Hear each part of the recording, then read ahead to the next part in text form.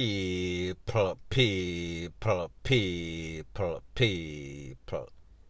Que pasa, suck, say what they do. Now the first thing that is popping in the news, people, we have to ask the question, is the relevant authority, meaning the Popo, Security Minister, Justice Minister, are they really serious about crime? Crime fighting, what is their crime fighting strategy? How is it that whenever anything that is despicable happens in Jamaica, there is no sorts of follow through, there is no sorts of investigation, there is no sorts of closure? Now, if you remember, in last year, there were 2 young ladies that were abducted in a place called St. Thomas. The man was on the run. The man was said to be an avid hunter. Therefore, he knew the terrain of St. Thomas. However, people, based on information, it seems as if that man's knowledge of the bushes of the adjoining community now led him to Portland. Based on information in a place called Boundridge, that is in Portland, like I said, a young lady was going about her business when she was rushed by a man. The man hold her, fling her down on the ground, use one big stone and start lick her in her head.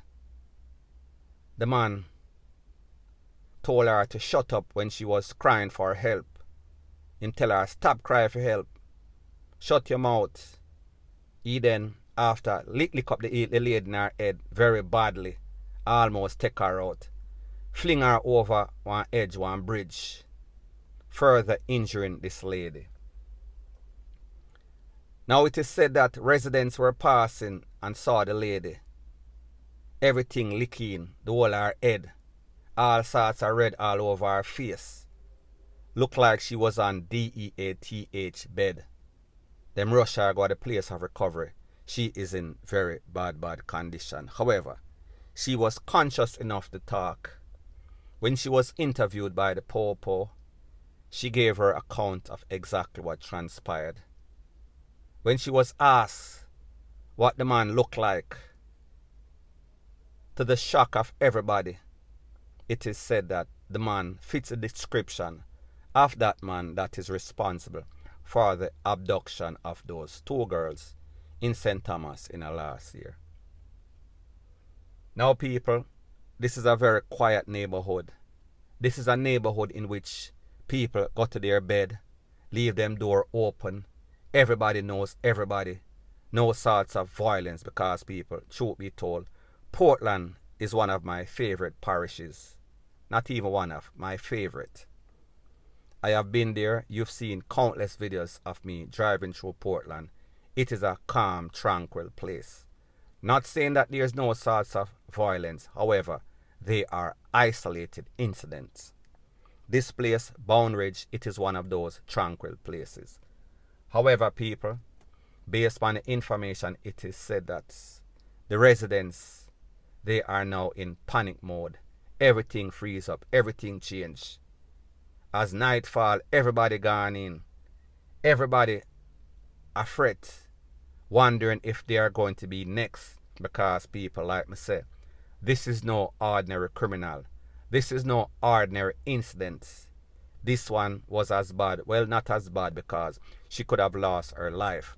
However, these people are not used to nothing like that. And what makes it even more concerning for these residents, the parents, mothers, fathers, granny, is that there was a trail in which this man used to go back and forth. There was a camping site, tent, pots that show that this man has been in the area for a very long time. Now, people, like me say, don't know if there's any victim, don't know if anybody, young girl, big woman, whatever, have lost their life and they were just not accounted for, or nobody filed any sorts of report on them. However, it is reason for concern for these residents because, people, like me say, this man he is skilled in the art of takeaway, abduction, get rid of body, and then avoid or evade the popo, avoid being seen. Now people, this is the thing.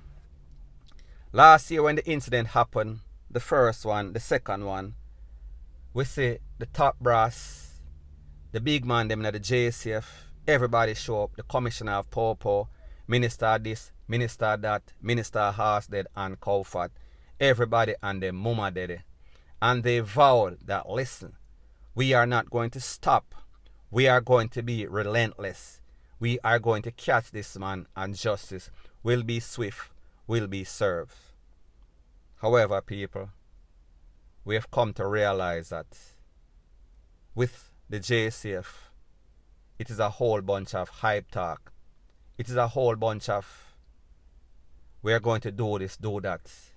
However, at the end of the day, there is no smoking gun. It is always a little whimper. That means we cannot believe, we cannot take what they say. We have to take everything what them say with a grain of salt. Because people, here's the thing. We know that Portland, St. Thomas are some hilly terrain, bush, all sorts of tree, all sorts of terrain that it is hard to maneuver, it is hard to go through them because it is not a place that people frequent. So therefore, anybody can hide. So people, it leads me to believe that this man is just not no ordinary kidnapper, abductor. This man has to be some sort of well-trained, whether in some sort of military, some sort of soldier, some sort of training from overseas. Not saying that he is a deportee. However, people, I would not be surprised because we see a lot of Jamaicans go overseas. Them get all sorts of military, all sorts of green beret training, and for whatever reason, them violate them immigration status and them come back to Jamaica. And it is very hard for them to adjust. And people, I am not saying that that is the case in this case, but me just say anything is possible. So I say this to say that, why is it that two incidents in which two little picnic get abducted, seriously touch up, whatever the case is, man have them all over bush and then release them. And you have somebody like that, you was on the trail, on the track. And people, I don't know if it is because of manpower or resources. I don't know what it is, but it seems as if the government of Jamaica, the popo, the relevant authority, it seems as if them just have a 9-day talk. So therefore, whenever it is hot, the topic is hot, they act as if they're out there and they're doing everything, they're putting in all the resources. However, people, as soon as a couple days go by, 9 days like me say, everything swept under the rug. Everything is back to square one. People are act like nothing happened. People are act as if people lives are not in jeopardy. People are acting as if they are not concerned for the safety and security. And remember, that is the motto of the JCF, to serve and protect.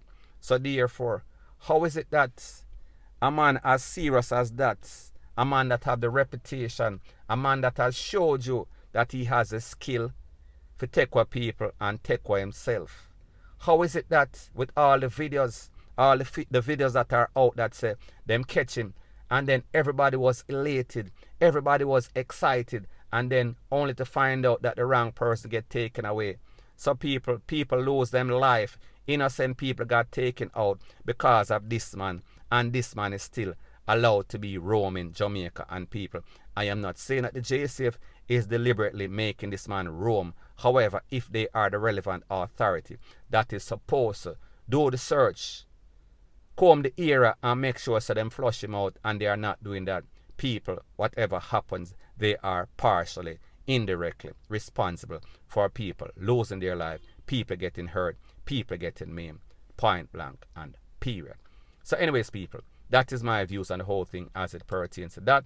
And like me say, it is just my views and opinion. It is not the gospel. Your views and opinion can be respectfully different from mine. But let me know what you think in the comment section. Bless up.